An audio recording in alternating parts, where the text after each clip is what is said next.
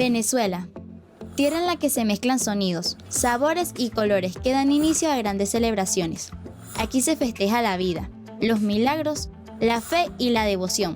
Aquí se baila, se canta, se venera y se cocina sabroso. Somos un país lleno de bendiciones y de fiesta. Esto es Fiestas de mi Tierra.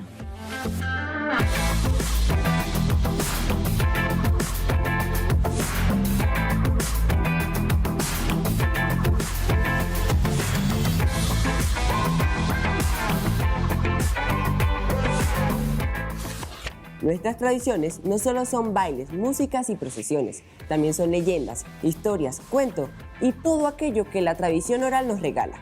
Así es, con el paso de los años los relatos han pasado de generación en generación, entre ellos cuentos misteriosos que encierran una gran historia. Esos son mis favoritos, esos que nos recuerdan nuestros abuelos y abuelas y que nos ponen los pelos de punta. ¿Te parece si aquí en Fiestas de mi Tierra rescatamos algunos de esos cuentos? Es nuestra misión mantener vivas nuestras tradiciones, leyendas e historias para las próximas generaciones. La Caracas de los techos rojos parece tan solo un recuerdo. Es como si las nuevas construcciones las hayan borrado para hacer un nuevo dibujo. Menos mal que quedan recuerdos de aquella ciudad, en algunas fotos, maquetas o videos. Así las nuevas generaciones podemos imaginarla. Esas grandes avenidas de hoy antes fueron angostas callecitas con casas de patios y tejas.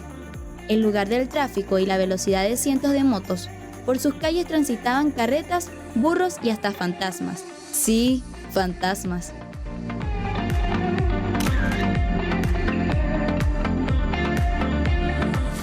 Vamos a comentar sobre la toponimia del casco de la ciudad de Caracas, cómo fue su composición a partir de 1567 cuando se dio como fundada la ciudad de Caracas. Tenemos que a partir de 1763, por el padre Antonio Díez Madroñero, determinado por las leyes de India, tanto las calles como las esquinas de Caracas iban a ser bautizadas con nombres de santos y santas, basadas en la pasión, vida y muerte de nuestro Señor Jesucristo y su querida madre. Tenemos que entonces, como ejemplo de ello, la calle que pasa por el frente de la Catedral de Caracas llevó por nombre en su momento nuestro Señor Jesucristo.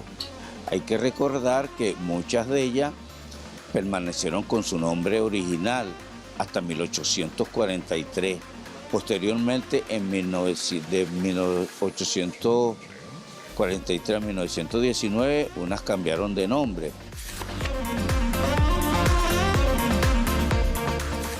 La esquina del muerto, hay varias versiones que eso de alguna manera han escrito varios autores. Unos comentan opiniones de que llevaban un muerto debido a una tragedia que había ocurrido allí y los que lo llevaban se les cayó el cadáver.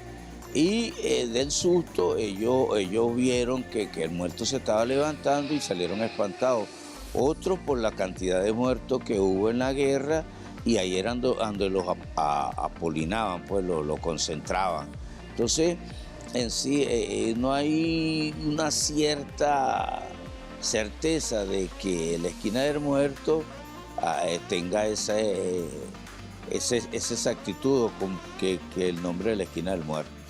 Qué interesante es saber la historia de la Caracas de los techos rojos. Es verdad, César, pero ¿sabías que antes había muchas historias sobre espantos? Qué interesante, ¿verdad? Las leyendas de aparecidos, entre las más famosas están la Sayona, las ánimas, el carretón fantasma o de Trinidad y la mula manía. Todos tienen una historia relacionada con alguna esquina de Caracas y aunque no lo creas, atemorizaban de verdad a sus habitantes. ¿Qué habrá pasado con estos personajes? ¿Será que el ruido y el bullicio los espantó?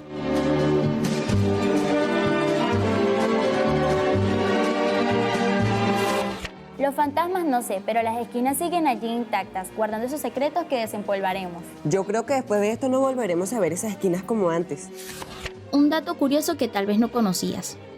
Después de la Guerra de la Independencia, como consecuencia del terremoto de 1812, Caracas lucía fantasmal. Muchas casas fueron destruidas y desoladas. En este ambiente sombrío nacieron muchas de las leyendas que aquí te contaremos.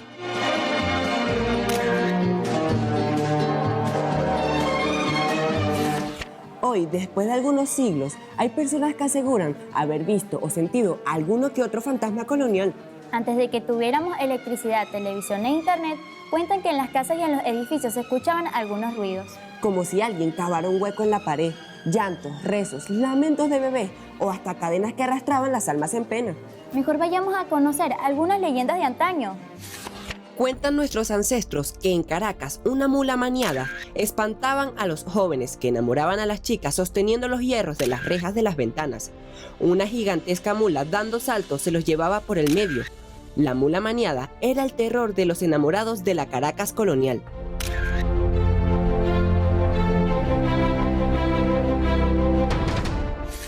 En la famosa esquina del Muerto, en el centro de la ciudad capital, a 2 cuadras del puente de Cauramichati, salió un espectro por las noches más oscuras. Cuenta que sus piernas extremadamente largas colgaban del balcón de una casa que hacía esquina. Sus piernas impedían el tráfico y el sonido de sus huesos, cuando traqueaban, espantaban a todo el que se pasara cerca.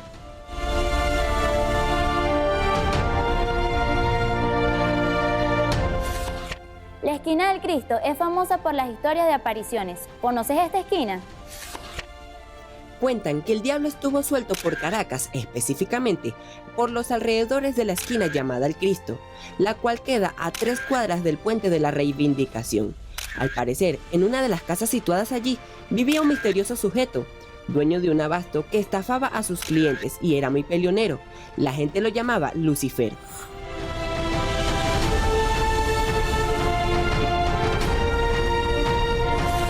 Ah, pues la gente se inventa cosas.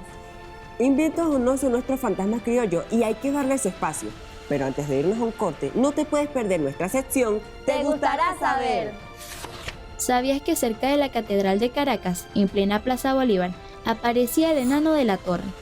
Los fiesteros, parranderos y amantes de la vida nocturna evitaban a toda costa pasar por esta esquina y a sus alrededores por temor a tropezar con este espectro, que disfrutaba verlos correr de miedo. Hoy es una esquina muy frecuentada de día y de noche. Al parecer, este fantasma se cansó de correr a la gente y habita entre nosotros sin mayor problema.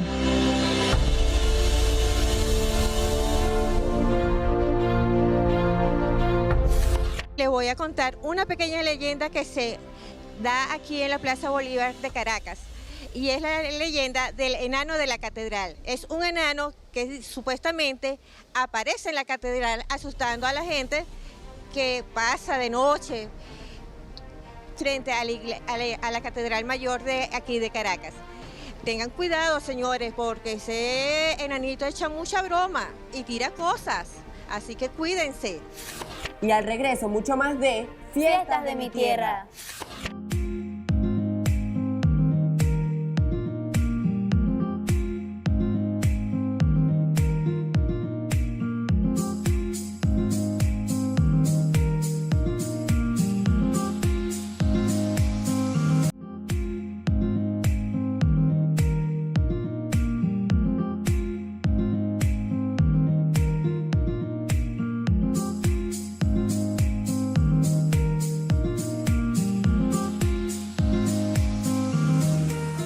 Continuamos con este recorrido por las diferentes esquinas de Caracas. Qué fino es imaginar cómo era nuestra ciudad antes, pero ¿sabías que la Casa Amarilla que está entre la esquina de las Monjas y Principal antes era una cárcel? No lo sabía, pero preguntando por aquí y por allá me encontré con ese cuento. Hay un cuento muy interesante sobre esta famosa casa. ¿Quieres escucharlo? La Casa Amarilla ha sido el primer edificio gubernamental, cárcel real, consejo municipal, residencia presidencial y finalmente Cancillería. Han sido muchos los personajes que han hecho vida en esta antigua estructura. Uno de ellos sigue rondando en la vieja casa. Se trata de un alma en pena que siembra el terror y genera nuevas leyendas. Cuentan que en el año 1887, cuando el reloj de la catedral marcaba las 11:30 de la noche, el doctor Diego Bautista Urbaneja se había quedado trabajando hasta tarde en su despacho en la Casa Amarilla. De repente se apagó una lámpara de gas que alumbraba la mesa de trabajo. El doctor Urbaneja ordenó que la encendieran nuevamente, pero al rato se apagó una vez más. No se detuvo este extraño fenómeno hasta que el doctor Urbaneja se retiró molesto.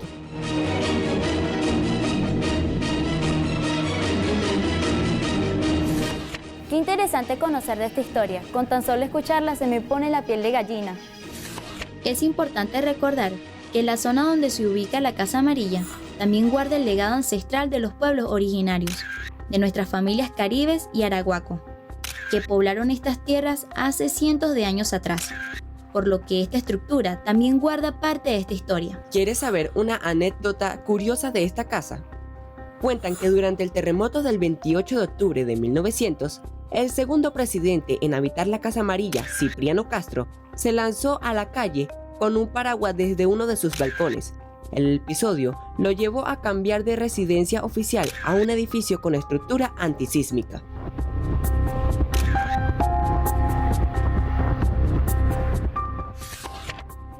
Vaya susto para lanzarse de un balcón. Yo creo que hasta el fantasma salió corriendo de allí. Todas esas historias, cuentos y leyendas las conocemos gracias al trabajo de unos personajes muy importantes, los cronistas. A los cronistas le debemos mucho. Son como esos guardianes de esas pequeñas historias que han dejado huella. ¿Qué tal si conocemos un poco más sobre esta hermosa profesión?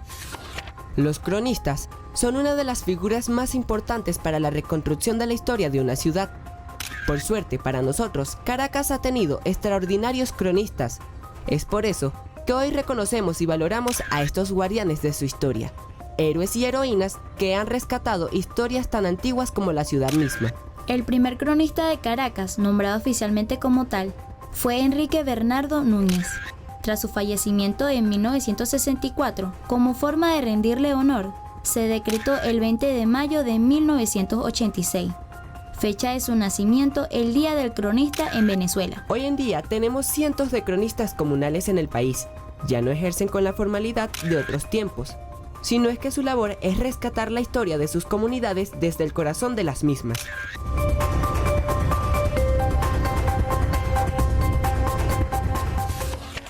Gracias a todas las personas que se dedican a rescatar y preservar nuestras historias. Sí, gracias por su grandioso trabajo. A nosotros los niños y niñas podemos recrear y sentir nuestras raíces. En Fiestas de mi Tierra hacemos homenaje a su labor, manteniendo vivas las tradiciones y costumbres. Antes de irnos al siguiente corte, quisiera retar sus conocimientos con la siguiente trivia del día de hoy. ¿Qué artista plástico venezolano fue reconocido como el pintor del Ávila? A. Armando Reverón. B.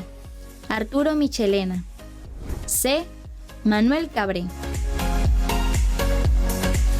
Al regreso, no te pierdas la respuesta. Esto es Fiestas de mi Tierra.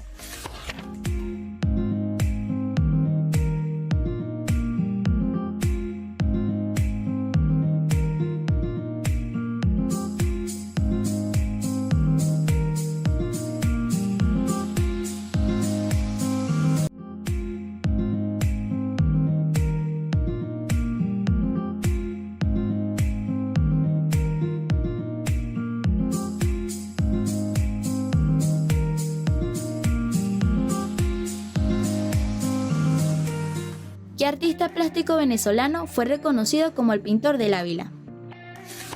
La respuesta correcta es la C, Manuel Cabré. Manuel Cabré, el eterno enamorado de nuestro Guaraíra Repán. Aunque nació en España en 1890, desde muy pequeño llegó al país y quedó fascinado con el paisaje venezolano, especialmente del caraqueño. A los 8 años de edad, aparece inscrito en la Academia de Bellas Artes, donde su padre, el escultor Ángel Cabré y Magriña, regentaba la cátedra de escultura.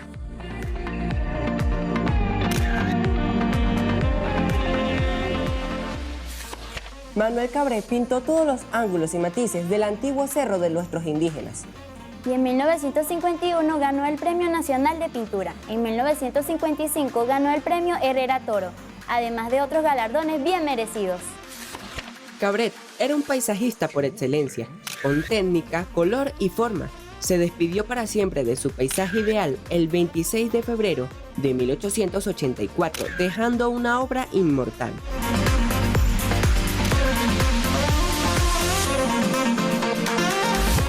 Podemos viajar al pasado con tan solo mirar una pintura, recorrer sitios históricos de la ciudad o hasta escuchando música.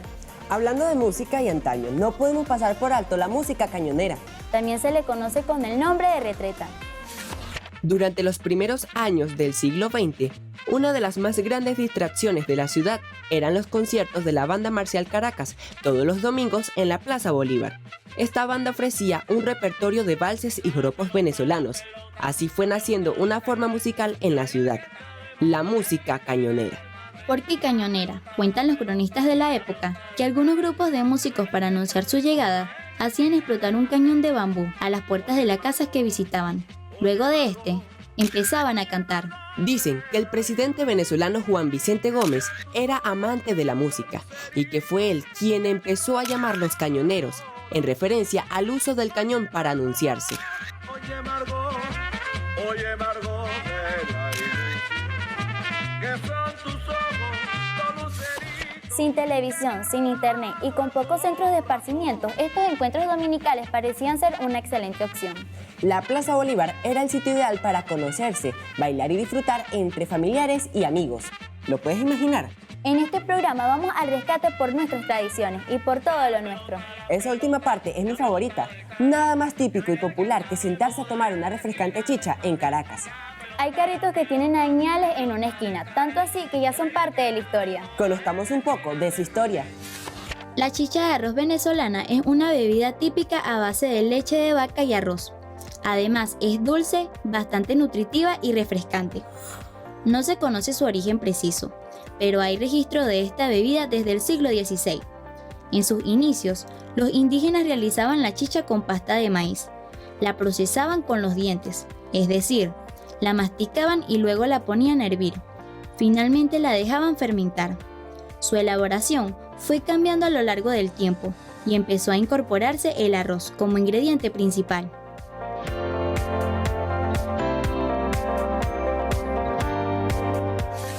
Hoy en día quienes la venden son conocidos como chicheros. A nosotros en particular nos encanta esta receta.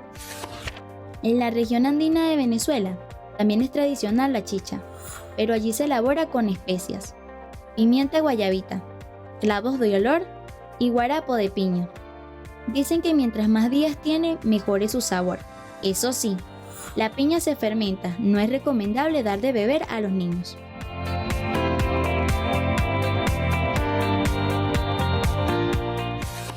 Ya sabes, si quieres seguir conociendo de este tipo de historias o descubrir nuevos misterios, te invitamos a visitar las esquinas de Caracas. Así es, César, ya llegamos al final de nuestro programa, pero antes de irnos puedes escribirnos en nuestras redes sociales que ves en pantalla. No olvides en escribirnos. Esto fue Fiestas de mi tierra.